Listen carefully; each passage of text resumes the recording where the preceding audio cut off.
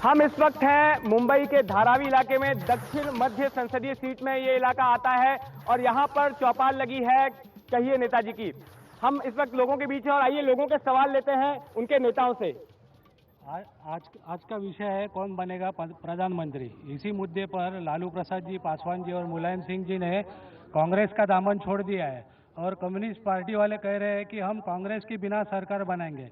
ऐसे में कांग्रेस पार्टी स्थिर सरकार दे सकती है क्या? और भी यहाँ पर लोग हैं जो अपने नेताओं से सवाल करना चाहते हैं, आप बताइए। सर जी, मेरा प्रश्न ये है कि धारावी को ज्वाइंटेड एक रेलवे के बस्ती में, एक रेलवे के लैंड में एक कम से कम 3,500 झोपड़पट्टी है, जिनके पास जो बहुत पुराने हैं, करीब करीब 50 साल से रह रहे हैं। उसमें से कुछ झोपड़ों को तोड़ा गया। उस वक्त हमने हमारे एमपी जी एकनाथ गायकवाड़ जी से बात की, 2 बार बात की, वो आते बोले, तीसरी बार बात की उन्होंने फोन ऑफ कर दिया।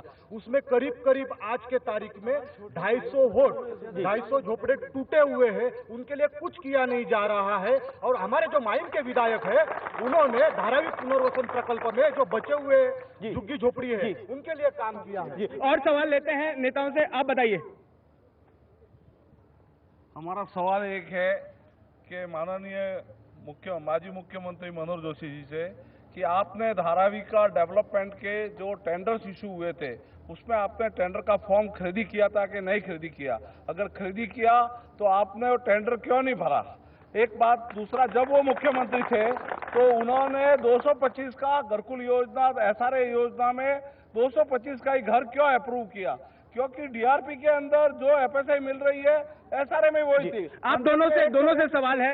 गायकवाड़ जी आपसे सवाल है और जोशी जी आपसे भी। पहला सवाल आपसे पूछा गया जी, उन्होंने जो माहिम के रेलवे के लगत के झोपड़पट्टी का सवाल निकाला था, तो मुझे उनको शायद वो थे नहीं उनके पास, लेकिन हमारा जो प्रोसेस चल रहा था,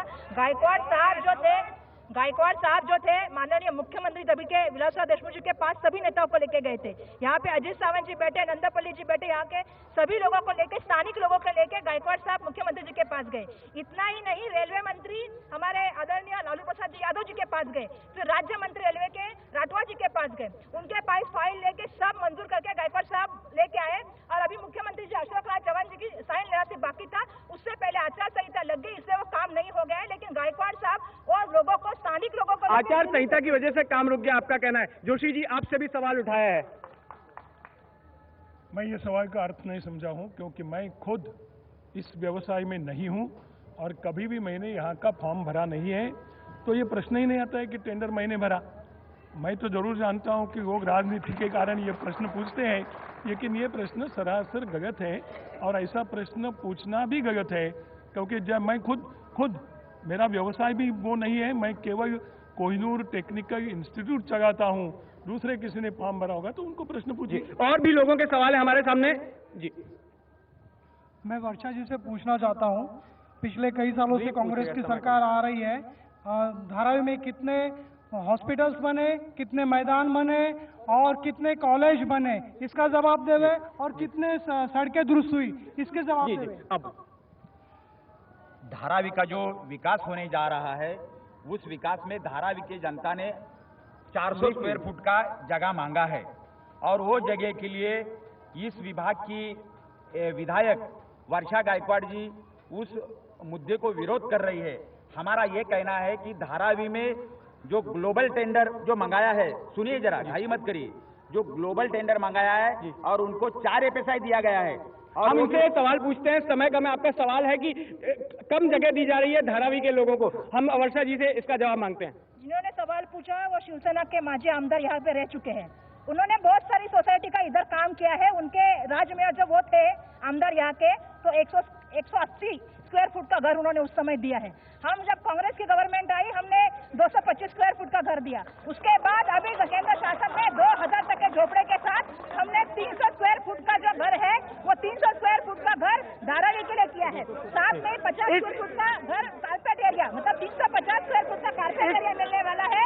और वर्षा जी आपके इनके इन सवाल पे हम आखिर में मनोहर जोशी जी की प्रतिक्रिया लेते हैं। आखिरी सवाल है जोशी जी। मैं इस प्रश्न का जवाब दे सकता हूं। मैं इस प्रश्न का जवाब देना चाहता हूं कि 225 स्क्वायर फुट जगह उस समय दे दी जब एफएसआई कम था। जरा लोग समझने की भी कोशिश करें कि जब ज़्यादा जगह सरकार देती है लोगों को, बिल्डरों को जब FSI 4 या 4.5 दिया जाता है तो लोगों को भी ज़्यादा जगह मिलनी चाहिए, ये समझने की आवश्यकता है। हमारे पास समय की कमी है, बहुत ही बड़ा मुद्दा है। तो ये आपने देखा कहिए नेताजी का मुकाबला इस वक्त दक्षिण मध्य संसदीय सीट से। कल फिर एक बार हाजिर होंगे और कल हम मिलेंगे उत्तर पूर्वी मुंबई की संसदीय सीट से। वहां की जनता आएगी और वहां के नेताओं से जवाब मांगेगी।